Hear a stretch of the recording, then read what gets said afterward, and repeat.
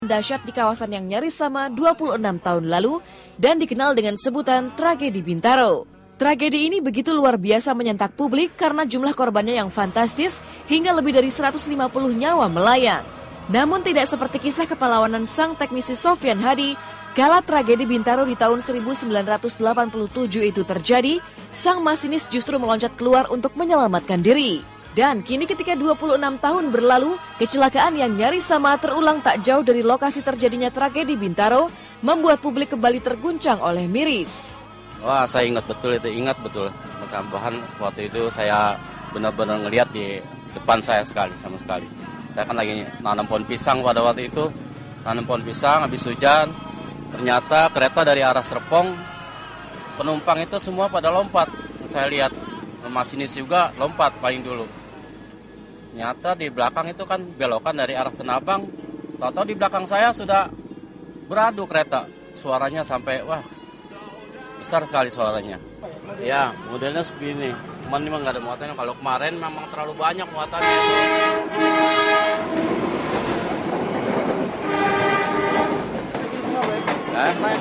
Mayat penuh sini semua. Jangan sampai di mana-mana sini dilompat. Yang mayat luka-luka di bawah.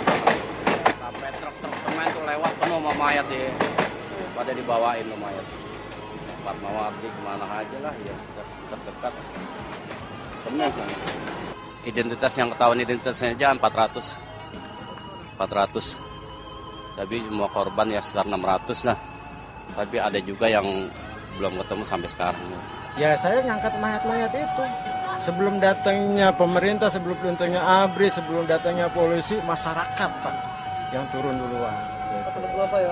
Saya pengalaman itu termasuk saya. Bahkan saya sampai tidur pulas pun dalam kondisi muka darah merah semua. Dengan teman-teman semua. Rumahnya dari Karangturun. Nah, pada waktu itu saya tahun 87 saya masih sekolah kelas 3 SMA. Itu jarak apa sih Pak? Dari sini kurang lebih 100 meter dari rel pintu kereta.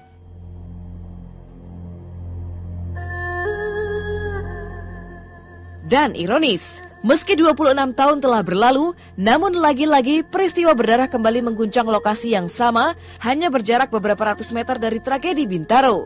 Kecelakaan kereta versus truk tangki BBM di tahun 2013 itu pun kian melejit memori publik, karena tidak hanya pecah di kawasan yang sama, tapi juga di hari yang sama yaitu Senin. Tak pelak, sebuah teka-teki kontroversial pun mencuat. Mengulik kisah lokasi kecelakaan yang konon angker dan kerap memancing kecelakaan terjadi sejak peristiwa tragedi Bintaro terjadi. Benarkah ada faktor X alias misterius di balik kecelakaan kereta versus truk tangki BBM pekan kemarin? Jawabnya pun misterius diwarnai pro dan kontra. Dulu juga Senin, Selasa, Pahing. Sekarang ke Senin, Selasa, Pahing. Iya, dia kalau Selasa, Pahing hati-hati. Sini Senin, Selasa, Pahing. Kalau sama akhir tahun lagi? Iya. Saya di sini jaga pintu 26 tahun, di jalanan ronda 15 tahun. Motor sama orang kang parkir itu, perempuan. Tahu mati kayaknya di rumah sakit. Di rumah Pertamina. Nah ini baju. Bajunya kena bensin sama hangat. Di sini kan memang kalau orang dianggap lalai karena di sini angkernya gini ya. Karena di sini ada yang megang, ya namanya setannya si budak. Memang orang kadang-kadang orang diremehin dia kupingnya dibudegin gitu. Iya, tabrak. Memang angker. Ataupun jangan dibawa-bawa tentang kepada soal persoalan masalah magic. Kalau saya begitu. Tapi yang saya lihat ini adalah yang pertama adalah kurang disiplinnya penjaga pintu kereta. Atau salah satunya ya dari departemen PT Kereta Api lah, kurang disiplinnya itu satu. Terutama yaitu tadi penjaga pintu kereta ataupun dari pos ke pos. Itu satu pertama. Yang kedua tidak dipakai alat bantu yang canggih. Ini semuanya khususnya di rel kereta lintasan Pondok Betung ini sebetulnya. Ini adalah semuanya manual. Mungkinkah ada faktor dunia lain di balik kecelakaan tragis kereta Bintaro pada tanggal 9 Desember kemarin? Butuh waktu untuk menjawab teka-teki ini. Yang pasti, kawasan perlintasan kereta api tersebut memang rawan terjadi kecelakaan. Bahwa dalam 3 bulan ini sudah terjadi 3 kali di sini, Pak. Selain tangki itu ya? Ya selain sebelum tangki adalah itu motor, itu jatuhnya di sini juga. Mati. Berjalan 2 bulan kemudian itu Kijang, Mobil. Avanza.